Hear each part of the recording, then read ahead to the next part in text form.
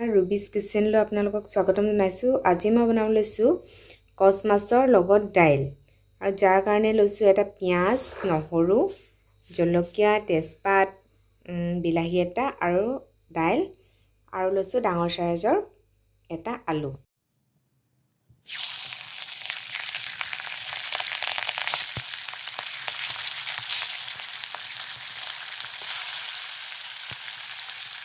মই বৰ্তমান half fry কৰিম, যেহেতু ইমানটো হাফ ফ্ৰাই হৈ গৈছে, সেইটো কাৰণে এতিয়া মই মাছটো নমাই দিম।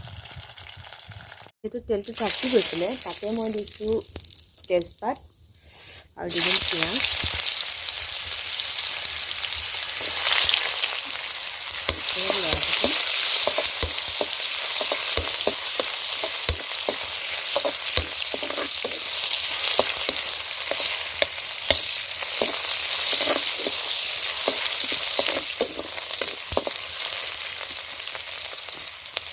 ৰঙা হৈছে, এতিয়া মই দিছোঁ নহৰু দুফুটা, এইখিনি অলপ লৰাই লৈছোঁ।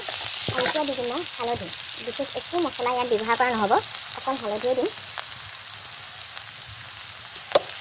হালধি দি দিয়াৰ পিছত দিছোঁ আলু যিকেইডোখৰ থৈ দিছিলোঁ, এই আলুকেইডোখৰ দি দিম।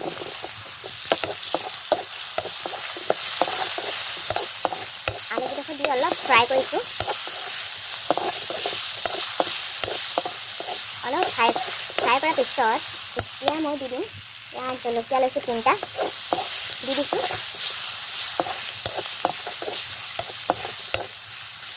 আৰু এতিয়া মই যিখিনি দাইল দিম বুলি ভাবিছিলোঁ, দাইলখিনি অলপ দি দিছোঁ, অলপ ভাজি লৈছোঁ, আৰু অলপ মই দাইল দিম কৰোঁ।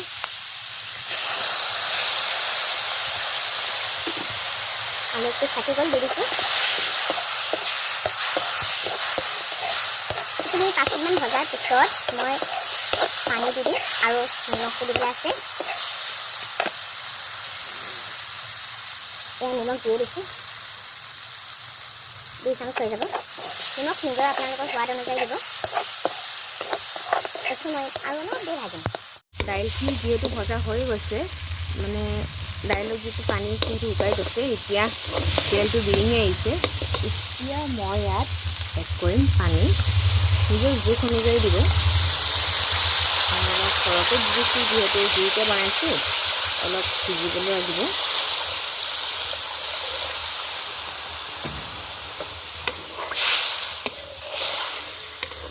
এতিয়া ইয়াত অকল ঢাকনখন দি থৈ দিলে হৈ যাব, আৰু দাইলৰ যেতিয়া উতল আহিব তেতিয়া মই ইয়াত এড কৰি দিম মাছ। আপোনালোকে চাই থাকক কেনেদৰে মই বনাই আছোঁ। দাইলটো যিহেতু উতলি আছে, এতিয়া মই মাছটো লাহেকৈ দি দিম।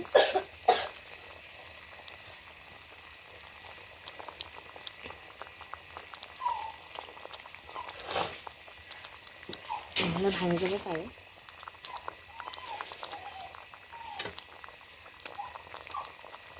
আৰু 10 মিনিট উতলিবলৈ দিম, তাৰপিছত দাইলটো নমাই দিম।